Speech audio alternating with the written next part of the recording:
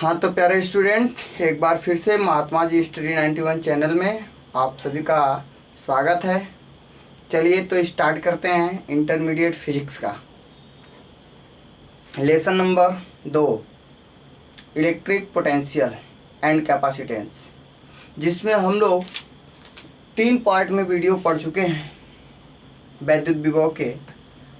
आज का हम लोगों का वीडियो का पार्ट नंबर 4 है, जिसके अंतर्गत हमें स्थिर विद्युत स्थितिज ऊर्जा के बारे में स्टडी करना है। इससे पहले हम लोगों ने समविभव पृष्ठ, विभवांतर, विभव प्रवणता आदि के बारे में हम लोग स्टडी कर चुके हैं।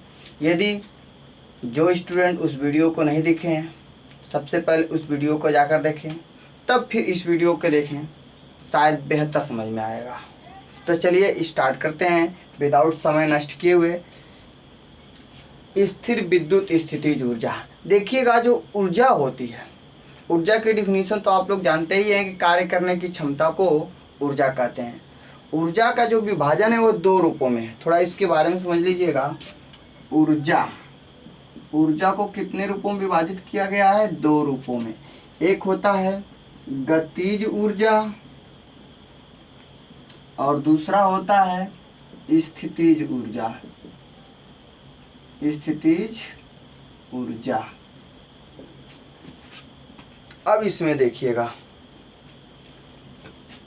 ये गतिज ऊर्जा है जो किसी वस्तु में गति के कारण उत्पन्न होती है, और ये स्थितिज ऊर्जा है जो किसी वस्तु में स्थिति के कारण उत्पन्न होती है। अब सुनिएगा, जो स्थितिज ऊर्जा यही जो है हम लोगों को कितने भागों में डिवाइड है? 3 भागों में डिवाइड है। ध्यान से देखेंगे, थोड़ा इसके बारे में चर्चा कर दिया जाए। पहला होता है गुरुत्वीय स्थितिज ऊर्जा। गुरुत्वीय स्थितिज ऊर्जा, और दूसरा होता है प्रत्यास्थ स्थितिज ऊर्जा। प्रत्यास्थ स्थितिज ऊर्जा, और तीसरा नंबर पे जो हम लोगों को पढ़ना है स्थिर विद्युत स्थितिज ऊर्जा। स्थितिज ऊर्जा, स्थिर विद्युत स्थितिज ऊर्जा। तो गुरुत्वीय स्थितिज ऊर्जा, ग्रेविटेशनल पोटेंशियल एनर्जी, और प्रत्यास्थ स्थितिज ऊर्जा, इलास्टिसिटी स्टैटिक्स एनर्जी, जो हम लोगों ने इसको क्लास 11th में स्टडी कर चुके हैं। ये गुरुत्वीय स्थितिज ऊर्जा, गुरुत्व के कारण जो ये जैसे मार्कर्स है, तो इसको अगर जो यहाँ पे छोड़ दिया जाए तो ये धरती माता इसे क्या करेंगी? नीचे की ओर खींच लेंगे। जो ऊर्जा उत्पन्न लगेगा, इसको ऊपर ले करके जाएं तो हमें क्या होगी? ये स्थितिज ऊर्जा इसकी बढ़ती जाएगी। क्लियर? इसी प्रकार प्रत्यास्थ स्थितिज ऊर्जा है जो किसी वस्तु पे बल लगाया जाए, तो बल लगाकर उसकी स्थिति में क्या किया जाए? परिवर्तन कर दिया जाए। तो उसको जब परिवर्तन करने का मतलब है कि जैसे ही उसको परिवर्तित करेंगे तो उसको जब छोड़ेंगे तो अपनी अवस्था में आ जाएगा। तो उसकी जो इस ऊर्जा होती है, उस ऊर्जा को हम लोग क्या कहते हैं? स्थितिज ऊर्जा। जैसे यदि कोई स्प्रिंग है, यदि स्वतंत्र रूप से है तो यहाँ तक है, यदि इस पर हमने फोर्स लगा करके स्प्रिंग को क्या किया? बढ़ा दिया। यदि यहाँ पे आप कोई गुटका भी रखेंगे तो स्प्रिंग यहाँ पे खींच कर छोड़ेंगे तो गुटके को आपस में क्या करेगा? खींच लाएगा। तो इसमें जो ऊर्जा है निहित है, उसी ऊर्जा को हम लोग क्या कहते हैं? प्रत्यास्थ स्थितिज ऊर्जा। अब बात सुनिएगा, हमें जो स्टडी करना है स्थिर विद्युत स्थितिज ऊर्जा, इसके बारे में देखिएगा।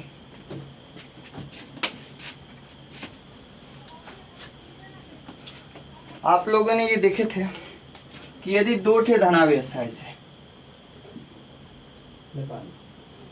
यदि मैं इसको Q2 मान लूँ, इसको Q1 मान लूँ, 2 ठे धनावेश है, तो ये एक दूसरे को आपस में क्या करते हैं? प्रतिकर्षण करते हैं। ये इस पर बल लगाएगा इधर, और ये वाला इस वस्तु पे बल लगाएगा इधर, लगाएगा। तो इसको हमें इसके स्मॉल r दूरी तक सपोज दैट रोकने के लिए क्या करना पड़ेगा? इसके वैद्युत बल के विरुद्ध हमें वर्क करना पड़ेगा। तो यही जो वैद्युत बल के विरुद्ध जो हमें कार्य करना पड़ेगा वही स्थितिज ऊर्जा के रूप में संचित हो जाती है मेरे भाई। समझ में आया? चलिए, इसी प्रकार यदि कोई एक माइनस क्यू ले लिया जाए और एक प्लस क्यू ले लिया जाए, अब देखिएगा ये वाला जो आवेश है इस पर बल लगाएगा, अपनी ओर खींचेगा, आकर्षण बल लगाएगा, और ये देखिएगा ये वाला जो बल लगाएगा ये अपनी ओर आकर्षण बल लगाएगा, इस तरीके से। तो इन दोनों में क्या हो रहा है? आकर्षण बल लगाया जा रहा है। अब सुनिएगा, यदि हमें इसको स्मॉल r दूरी तक रोकना है तो ये दोनों तो आपस में खींच रहे हैं, हमें क्या करना पड़ेगा? इसके वैद्युत बल के विरुद्ध यहाँ पे इसको एकदम बहुत ताकत के साथ इसे रोकना पड़ेगा, तब नहीं ये रुकेगा।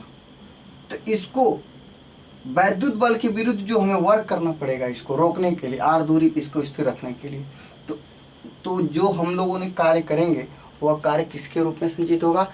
स्थितिज ऊर्जा के रूप में संचित होगा। क्लियर हुआ? तो आप यहाँ से डिफिनीशन इसकी बता सकते हैं, दो या दो से अधिक आवेशों को एक दूसरे के समीप या दूर ले जाने में जो कार्य करना पड़ता है वह स्थितिज ऊर्जा के रूप में संचित हो जाती है, और इसी ऊर्जा को स्थिर विद्युत स्थितिज ऊर्जा कहते हैं। क्लियर? तो एक लाइन आप नोट कर सकते हैं, दो या दो से अधिक आवेशों को एक दूसरे के पास या दूर ले जाने में किए गए कार्य या प्राप्त कार्य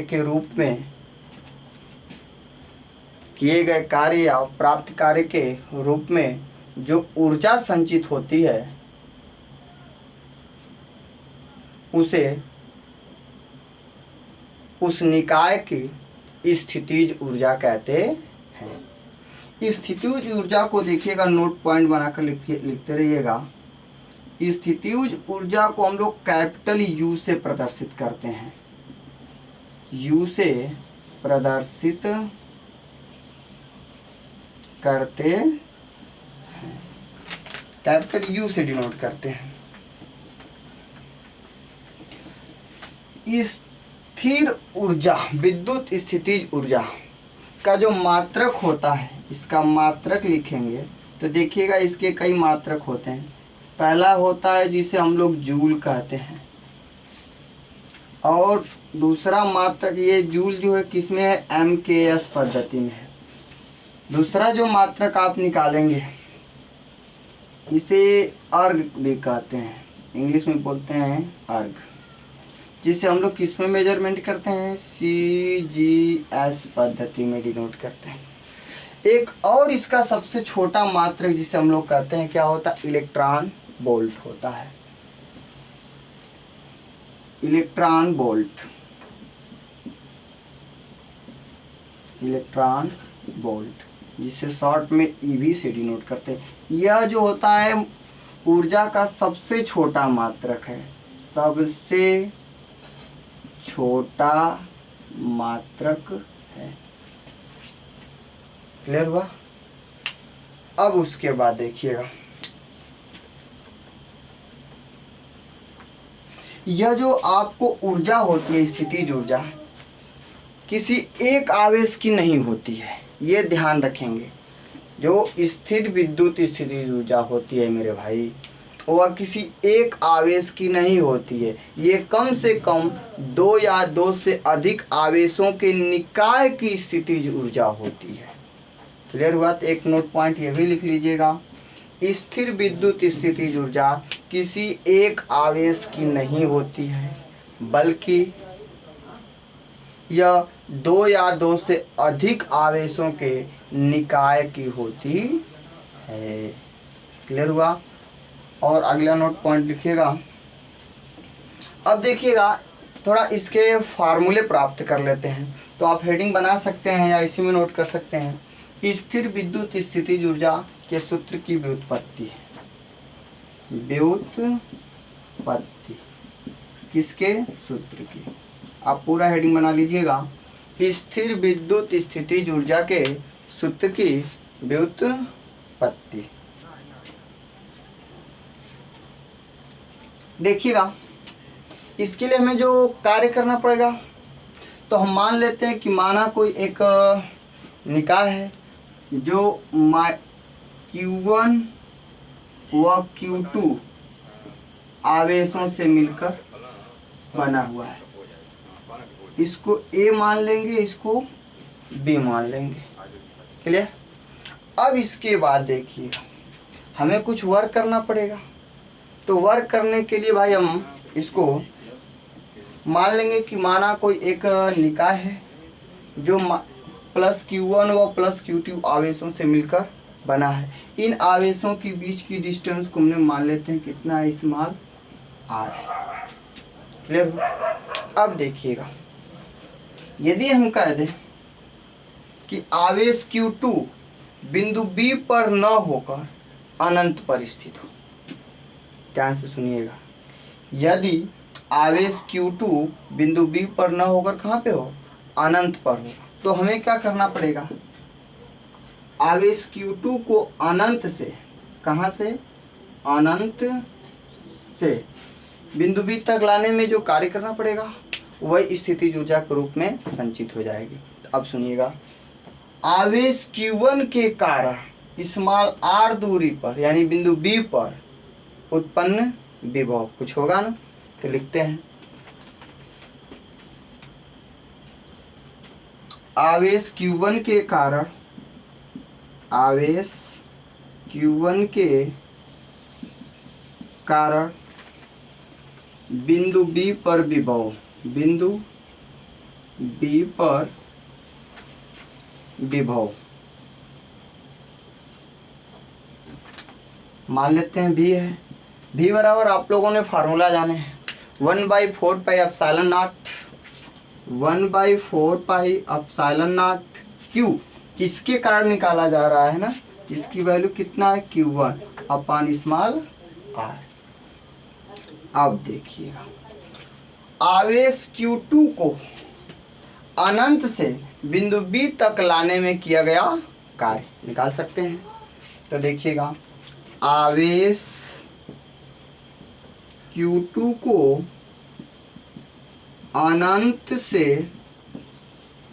बिंदु B तक या स्मॉल r दूरी तक लाने में किया गया कार्य, तो हम लिख देते हैं आवेश Q2 को अनंत से बिंदु B तक लाने में किया गया कार्य किससे डिनोट करते हैं, W से। तो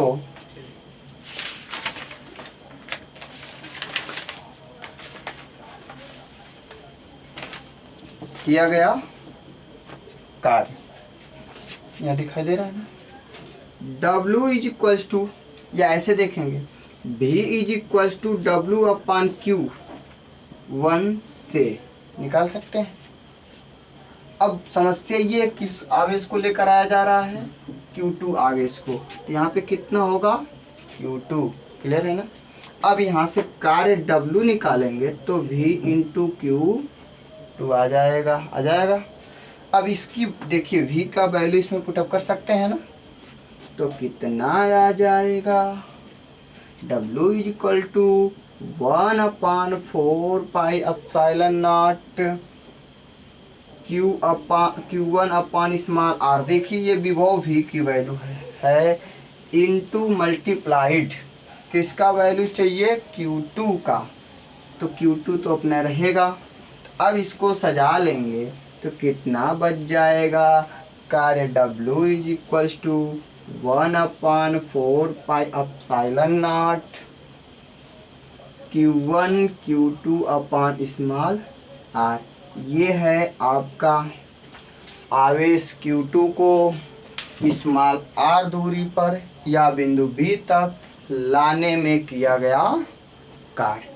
अब यही जो हमें कार्य करना पड़ा है बिंदु B तक लाने में, यही कार्य स्थिर विद्युत स्थिति ऊर्जा के रूप में संचित हो जाती है।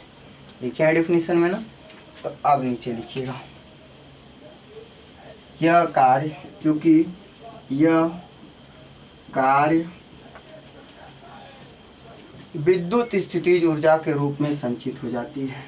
विद्युत स्थितिज ऊर्जा के रूप में संचित हो जाती है।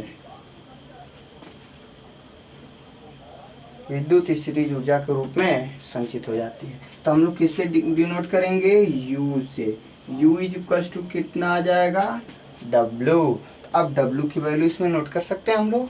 तो कितना आ गया? U is equal to 1/4 pi epsilon naught Q1 Q2 upon small r। ये है आपका स्थिर विद्युत स्थितिज ऊर्जा। अब सुनिएगा, इसमें जो यहाँ पे वैल्यू आवेश का दिया रहेगा, तो उस आवेश की वैल्यू चिन्ह सहित इसमें रखेंगे, क्योंकि यह जो आपकी ऊर्जा होती है एक अदिश राशि होती है। करेक्ट? तो आप इसका नोट पॉइंट भी बनाकर लिख सकते हैं नीचे से कि स्थिर विद्युत स्थितिज ऊर्जा एक अदिश राशि होती है।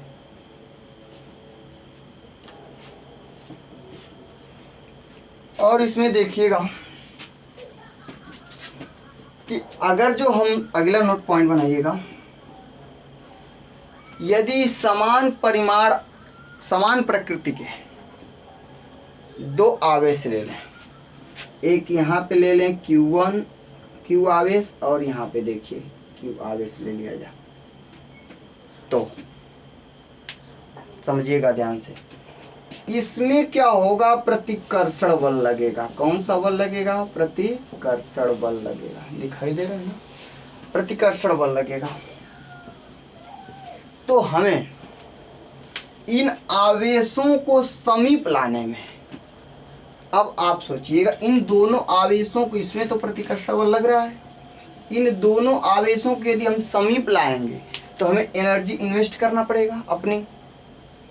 तो जो एनर्जी इन्वेस्ट करना पड़ेगा, यह ऊर्जा जो एनर्जी होगी यह घटेगी या बढ़ेगी? बढ़ेगी ना। जितना, अरे भाई ये प्रतिकर्षण बल लग रहा है, तो इनको जितना हम करीब में लाएंगे तो इसकी ऊर्जा क्या होगी? हमको बढ़ाना पड़ेगा ना।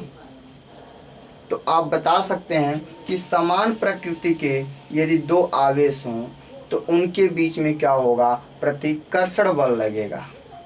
यदि उन दोनों आवेशों को एक दूसरे के समीप लाया जाएगा तो उसमें ऊर्जा क्या होगी? बढ़ेगी। उसमें ऊर्जा बढ़ेगी।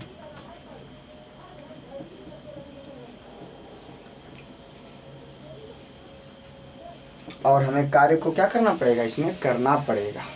क्लियर हुआ? और सुनिएगा, यदि इन्हीं दोनों आवेशों को एक दूसरे से दूर ले जाएं तो ऑटोमेटिक अपने से भागेंगे, तो हमें कोई कार्य नहीं करना पड़ेगा, अर्थात स्थितिज ऊर्जा घटेगी। तो क्या बोलेंगे? जब ये दोनों आवेश, समान प्रकृति के दो आवेशों को एक दूसरे से दूर ले जाया जाता है तो उसमें स्थितिज ऊर्जा घटती है, अर्थात कार्य हमें प्राप्त होता है।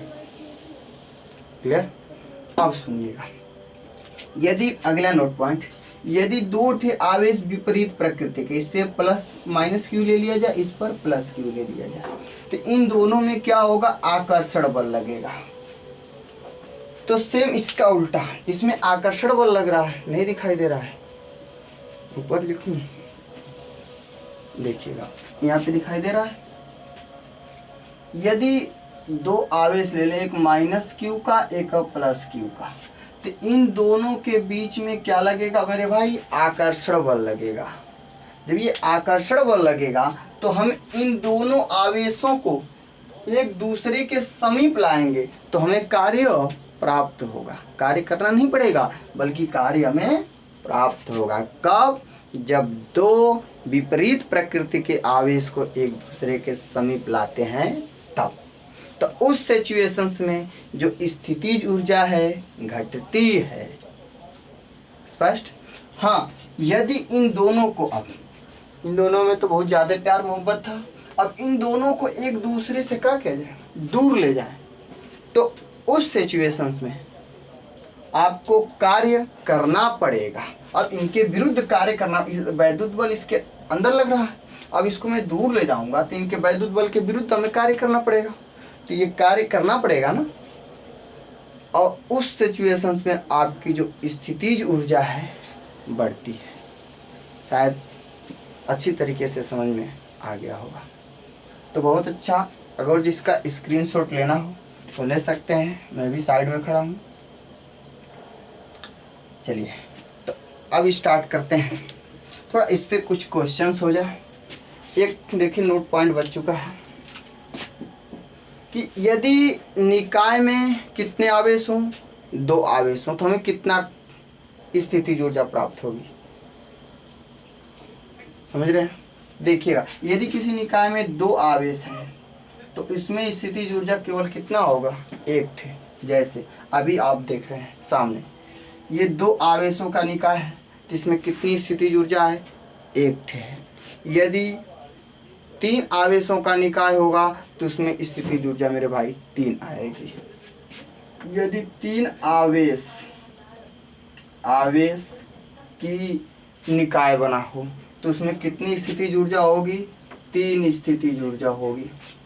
इसी प्रकार यदि मेरे पास n आवेश हों तो कितने स्थितिज ऊर्जा होगी, इसकी गणना हम कैसे कर सकते हैं। तो एक फार्मूला है, यदि कितने आवेश हों, किसी निकाय में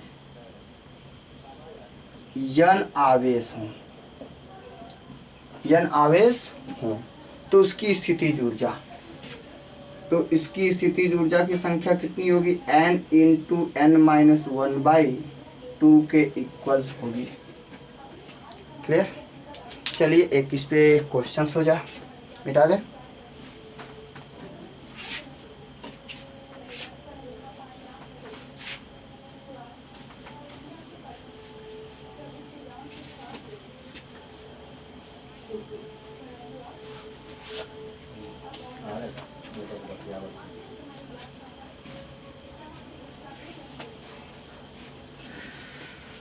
कोई एक समबाहु त्रिभुज ले लेते हैं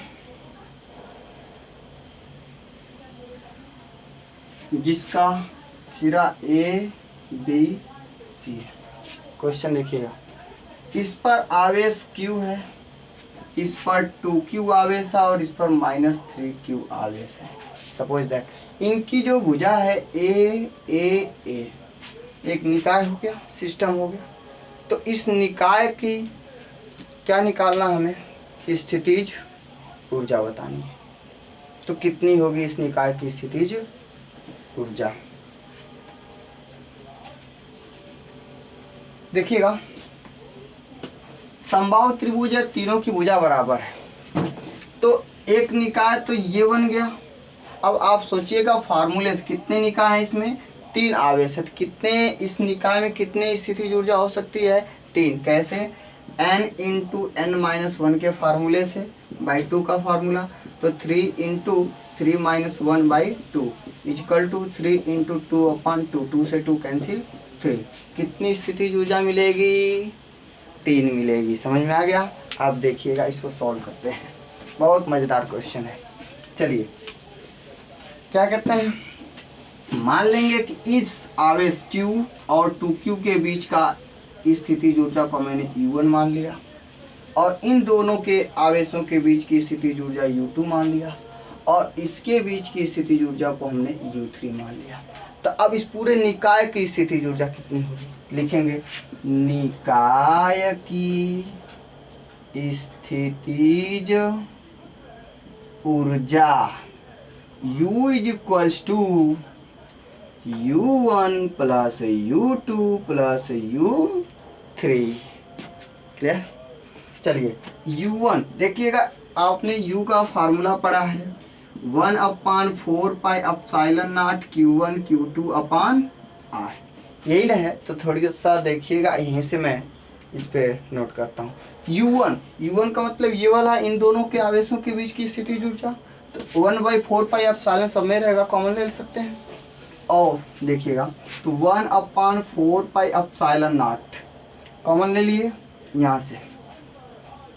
u इसके लिए Q1 Q2 यही ना होगा, तो Q2Q अपान R के स्पेस पे क्या लिखेंगे स्मॉल a प्लस इसका बताइए U2 का मान ये वाला है 2Q 3Q upon a plus अब ये वाला लिखना U3 का मान कितना आ जाएगा -3Q Q यही ना अपान स्मॉल a। करेक्ट। सॉल्व करिए 1/4πε0 2Q² अपान a प्लस इसका बतलाइएगा। हाँ एक बात देखिए मिस्टेक हो गया, यहाँ से -3 है ना, तो कितना हो जाएगा 3 दूना के 6 Q² अपान a। ये देखिएगा माइनस, फिर गलती यहाँ पे माइनस लग जाएगा, माइनस यहाँ पे भी आ जाएगा और देखिए कितना हो गया 3Q² अपान a। यहाँ से Q² बाई a कॉमन मिल जाएगा, तो 1/4πε0 Q² अपान a कॉमन, क्या बचे यहाँ से 2 -6 -3 देखिएगा 6 3 9 9 में से 2 निकल जाएगा -7, तो आपका आंसर आ गया -7/4πε0 Q² अपान a। ये है आपका आंसर, किस में आएगा जूल में।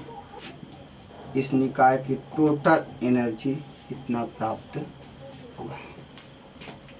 स्पष्ट। तो इस तरीके से आप लोग इसे सॉल्व कर सकते हैं, नोट कर लीजिए।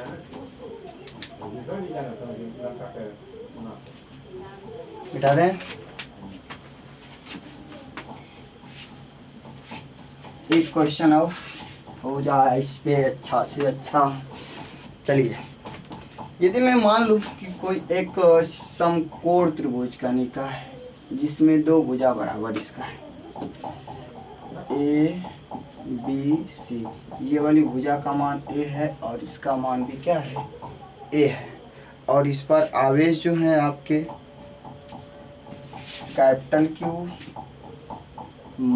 -Q और इस पे +Q के आवेश दिए गए हैं। तो कह रहा है कि यदि निकाय की कुल स्थितिज ऊर्जा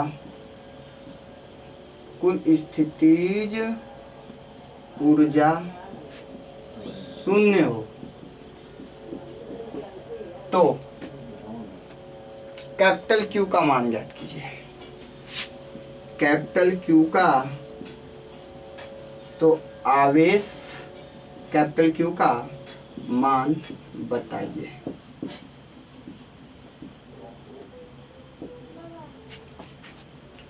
कह रहा है कि एक समकोण त्रिभुज है जिसकी दो भुजाएं बराबर हैं और इस पर आवेश Q स्मॉल q माइनस में +Q हैं। तो यदि उस निकाय की टोटल एनर्जी जो है स्थितिज ऊर्जा पोटेंशियल एनर्जी 0 हो तो कैपिटल Q का मान ज्ञात कीजिए।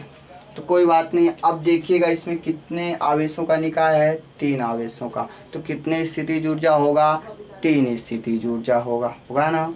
अब सुनिएगा, इसके बीच की स्थितिज ऊर्जा को हमने मान लिया U1, किसी को मान सकते हैं, इसको क्या मान लिया U2 और इसके बीच का मान लिया U3। अब इसके बीच का डिस्टेंस चाहिए तो पाइथागोरस प्रमेय लगा लेते हैं। कितना आ जाएगा √a² प्लस लंब का वर्ग धन आधार का वर्ग a² प्लस a², 2a², जिसको सॉल्व करेंगे तो √a√2 आ जाएगा। अब तो निकाल सकते हैं निकाय की कुल स्थितिज ऊर्जा U = U1 plus U2 plus U3। अब निकाय की टोटल स्थितिज ऊर्जा कितना दिया है क्वेश्चन में 0। अब U1 का मान, यही दोनों निकाय आवेश की स्थितिज ऊर्जा है। एक बात 1/4πε0 कॉमन, तो क्या बच्चा, capital Q small Q upon A plus Q U2 ये वाला है, तो plus Q minus Q upon A plus ये वाले का minus Q capital Q upon ए। सोल्व करेंगे। 1/4πε0 को इधर भेज दिए, क्या हो गया 0। यहाँ पे a√2 हुआ, ये वाली डिस्टेंस, इसको भेज दिया 0 is equals to capital Q small Q upon A, plus में माइनस से गुणा हुआ minus Q square upon A. या एक बात देखिएगा, इस सब में से क्यू कॉमन ले लीजिए। जब क्यू कॉमन लेंगे कैपिटल क्यू अपान ए, यहाँ से क्यू कॉमन लेंगे तो स्मॉल क्यू माइनस में आएगा और अपान ए, इधर से स्मॉल क्यू निकल गया, प्लस माइनस से गुणा हुआ माइनस कैपिटल क्यू अपान a√2। अब इसका मल्टीप्लाई करेंगे तो 0 हो जाएगा इधर। दूसरी बात, ए इस में से कॉमन है, ए को भी भेज देंगे 0 हो जाएगा। अब बचा क्या, ध्यान देंगे 0 Q minus small Q minus small Q upon √2। Small Q को इधर भेज सकते हैं, कितना आ जाएगा प्लस में क्यू इज इक्वल्स टू ये क्यू कॉमन ले लेंगे, क्या बचा 1 - 1 अपान √2। सॉल्व कर लेते हैं, क्यू √2 माइनस 1 ये ना होगा अपान √2। कैपिटल क्यू का मान हमें बताना है तो इसको इधर तिरक मल्टीप्लाई करना होगा, तो capital Q is equals to small Q, देखिएगा है ना, ये √2 ऊपर जाएगा अपान √2 माइनस 1, तो ये आपके कैपिटल क्यू का मान आ गया। यानी यदि निकाय की स्थितिज ऊर्जा का मान 0 होगा तो कैपिटल क्यू का मान स्मॉल क्यू √2 अपान √2 माइनस 1 होगा। नोट कर लीजिए।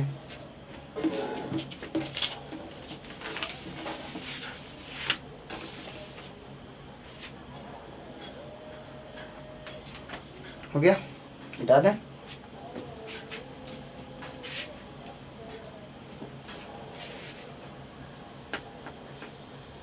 अगली हेडिंग है, एक समान बाह्य वैद्युत क्षेत्र में वैद्युत द्विध्रुव को घुमाने में किया गया कार्य। इसकी थोड़ा सा जरूरत हो पड़ेगा। एक समान बाह्य वैद्युत क्षेत्र में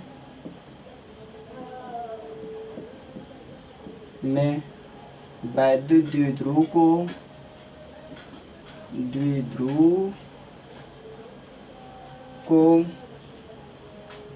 घुमाने में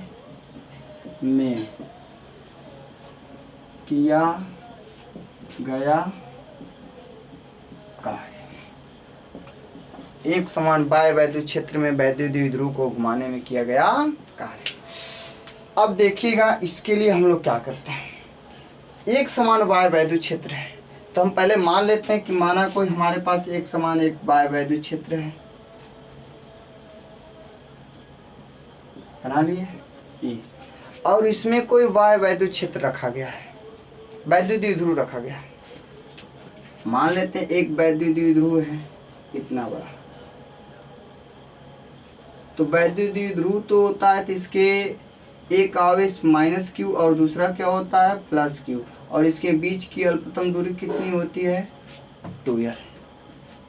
तो इसके लिए आप और थ्योरी लिखना चाहेंगे तो लिख सकते हैं, माना एक वैद्युत द्विध्रुव AB जो माइनस क्यू व प्लस क्यू आवेश से मिलकर बना है, जिसके बीच की अल्पतम दूरी 2l है।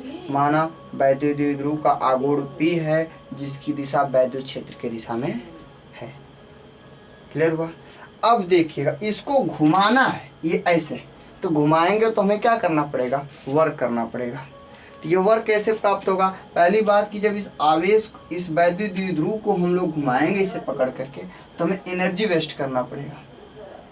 यानी कि हमें कुछ इस पर बल लगेगा, वैद्युत बलयुग्म का आघूर्ण लगेगा, जिसके विरुद्ध हमें क्या करना पड़ेगा, कार्य करना पड़ेगा। और उसी कार्य की हमें क्या करना है, करना है। तो चलिए मैं मानता हूँ कि माना इसके साम्य स्थिति से, यानी कि इसके वैद्युत क्षेत्र की दिशा से एक सूक्ष्मतम कोणीय विस्थापन डी थीटा कर दिया, यानी कि बहुत सूक्ष्मतम इसे विस्थापित कर दिए। तो ये इस पे आ जाएगा, इसे सूक्ष्म विस्थापन किया। तो हमें जब इसको विस्थापित करेंगे तो इस पर माइनस क्यू आवेश है, इस पर प्लस क्यू। तो ये वाले पे क्या हो गया, प्लस क्यू का आवेश आ गया, और इस वाले पे माइनस क्यू का।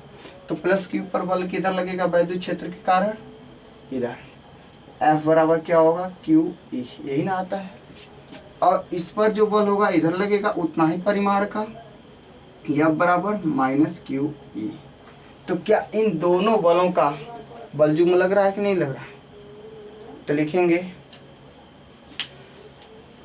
वैद्युत क्षेत्र में वैद्युत द्विध्रुव पर लगने वाले बलयुग्म का आघूर्ण टाउ बराबर क्या होता है, बल गुणे क्रिया रेखाओं के बीच की लंबवत दूरी। यानी टोटल फार्मूला आप लोगों ने पढ़ चुके हैं अगले टॉपिक में, यानी अगले चैप्टर में। क्या होता है, पी ई साइन थीटा, जहाँ P वैद्युत द्विध्रुव का आघूर्ण है, E वैद्युत क्षेत्र की तीव्रता है, साइन थीटा तो आप जान ही रहे। क्लियर है। तब माना वैद्युत द्विध्रुव को वैद्युत क्षेत्र की दिशा से एक सूक्ष्मतम कोणीय विस्थापन डी थीटा घुमाया जाता है, तो उसमें किया गया कार्य सूक्ष्मतम ही होगा। कितना, D W is equals to formula बल गुणे विस्थापन होता है, तो निकाल सकते हैं। बलयुग्म का आघूर्ण, यहाँ पे बल की जगह पर क्या लिखेंगे, बलयुग्म का आघूर्ण, बल युग्म का आघूर्ण गुणे विस्थापन, कोणीय विस्थापन, कोणीय विस्थापन, sorry, D W is equal to बलयुग्म का आघूर्ण, अभी जस्ट निकाल कर लाए हैं, कितना है, टाउ इंटू कोणीय विस्थापन कितना है, D theta. D W is equal to tau की वैल्यू कितना है, पी ई साइन थीटा है ना, इंटू डी थीटा। तो डी थीटा का तो उसका कोई वैल्यू नहीं है, तो इसे सजा लेंगे। D W is equal to P E sine theta D theta. यह आपका एक सूक्ष्मतम विस्थापन डी थीटा घुमाने में किया गया कार्य। अब हमें यदि वैद्युत द्विध्रुव को कितना कोण घुमाया जाए, साम्य स्थिति थीटा बराबर 0 से थीटा कोण घुमा दिया जाए, यानी अब इसे पूरा थीटा एंगल घुमा दिया जाए, ऐसे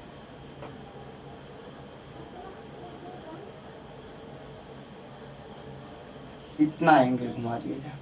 तो जब इतना घुमाएंगे तो नेट कार्य करना पड़ेगा, तो लिखेंगे वैद्युत द्विध्रुव को साम्य स्थिति थीटा बराबर 0 से थीटा कोण घुमाने में किया गया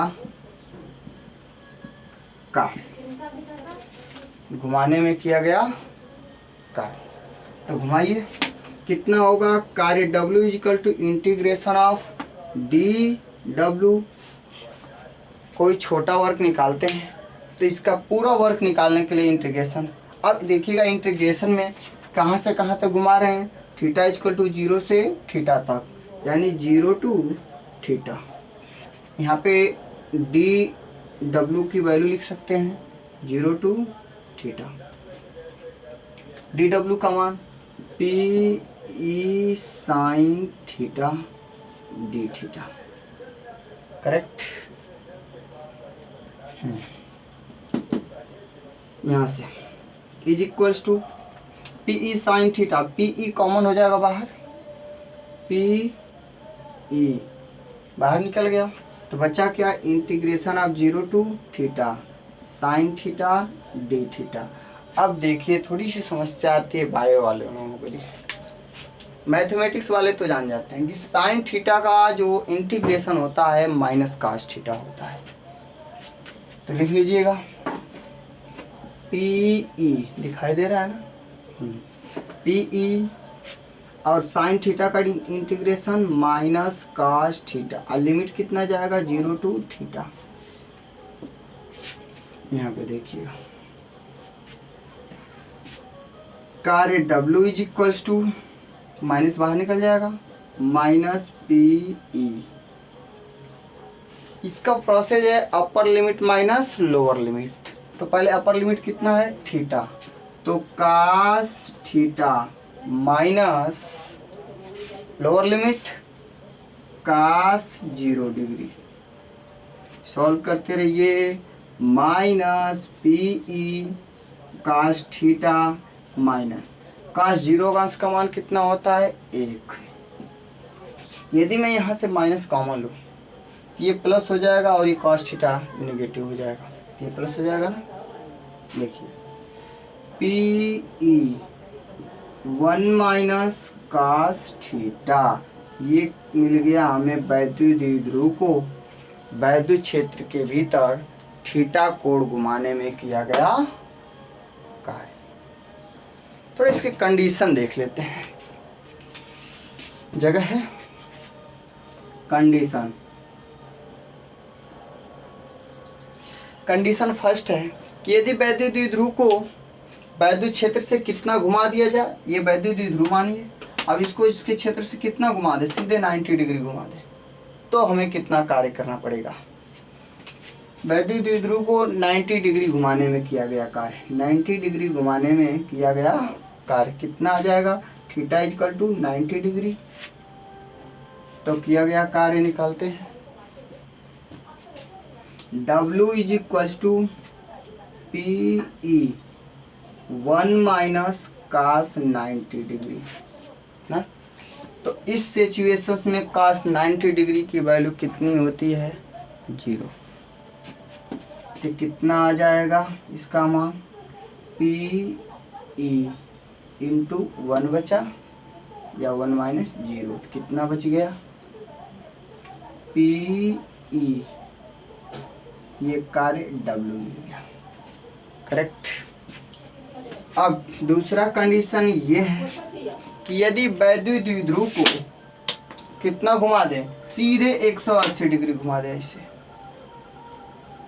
यानी इसको पूरा एक दूसरे से विपरीत कर दें, तो हमें कितना कार्य करना पड़ेगा, अर्थात थीटा इक्वल टू कितना, जब 180 निकलेगा तो किया गया कार्य W is equal to PE 1 minus cos 180। तो PE इंटू 1 माइनस कास 180 का मान कितना होता है -1, तो -1, तो इसका रिजल्ट कितना आएगा PE इंटू -1 में गुणा हो जाएगा, प्लस हो जाएगा, कुल मिला जुला कर 2 आ गया। इसको सॉल्व करेंगे तो 2PE, ये हमें कार्य जो होगा 2 गुना करना पड़ेगा। अरे भाई सही है कि इतना था, यदि मैंने इसको ऐसे घुमाऊंगा 90 डिग्री तो हमें तो कार्य करना ही पड़ेगा, अब इसको और ज़्यादा घुमाना है तो दुगना कार्य करना पड़ेगा ना। तो ये तो आया है, हमें जब 180 डिग्री घुमाएंगे वैद्युत क्षेत्र की विपरीत दिशा में तो हमें 2PE के बराबर कार्य करना पड़ेगा। क्लियर हुआ, बहुत अच्छा, समझ गए, नोट कर लीजिए, स्क्रीनशॉट ले लीजिए। चलिए बहुत अच्छा, धन्यवाद, तब तक के लिए थैंक्स यू, मिलते हैं अगले वीडियो में।